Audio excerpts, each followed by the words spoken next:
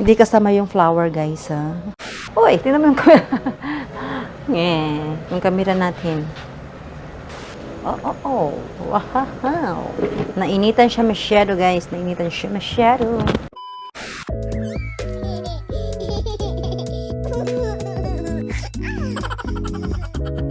Hello mga Inday, mga dudong. Ito na naman si Inday Bibi. Ngayon tayo ay magluluto ng ating spaghetti. So ngayon, magpapakulot tayo ng ating tubig.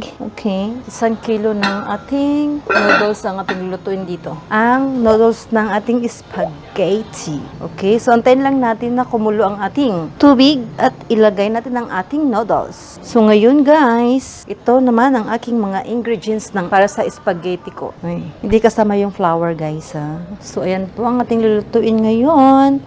Ang special spaghetti ni Inday Bibi.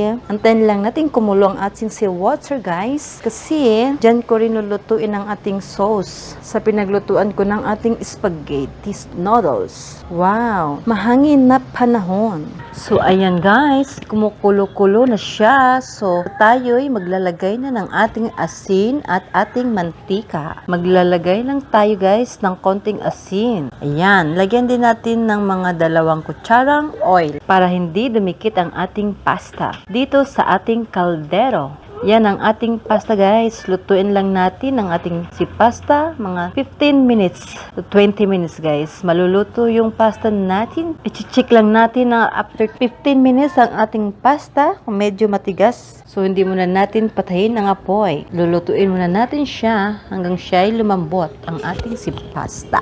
Ayan na mga dudong, mga inday. Natapos na natin ang ating pasta. So atin na siyang i-drain. Okay guys? So, i-drain muna natin ang ating pasta at tayo magluluto na ng ating pangarasap sauce ng spaghetti. Gagawa na tayo ng sauce pala. Gagawa na tayo guys.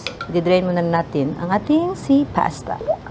So, yan guys. Umpisa na natin ang ating paggawa ng ating sauce para sa ating spaghetti guys. Painitin muna natin ang ating kaldero. Ang ating pangmayaman na kaldero. Si Fireworks na kaldero. Fireworks. Yes, fireworks guys. Antayin lang natin na mainit ang ating fireworks. Si ating kaldero. Then tayo mag-uumpisa na sa ating sauce.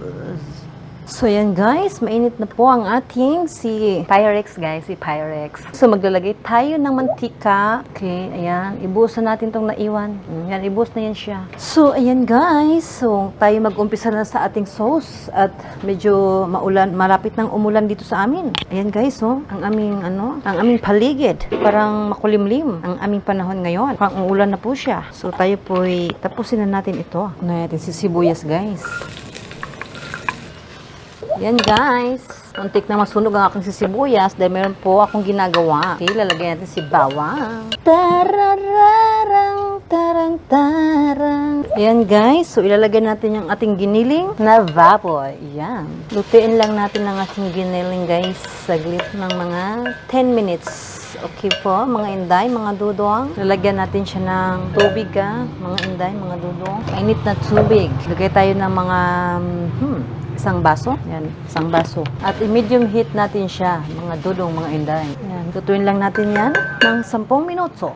So, ayan guys, natapos na natin ang ating 10 minutes. Ayan, halos wala na pong laman ang wala na pong water. Ating giniling. So, ngayon, tayo maglalagay na ng ating sauce. Uy, tingnan mo yung camera.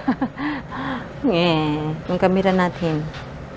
Lalagyan muna natin siya ng black pepper powder guys. Itong aking black pepper powder ay 1 kutsarita. So maglagay mo tayo ng kalahati dyan ng black pepper powder. Yan. At lalagyan din natin siya ng soy sauce. Ang ating sidato puti ng Pilipinas. Okay, maglagay tayo ng mga 3 kutsara. Yan.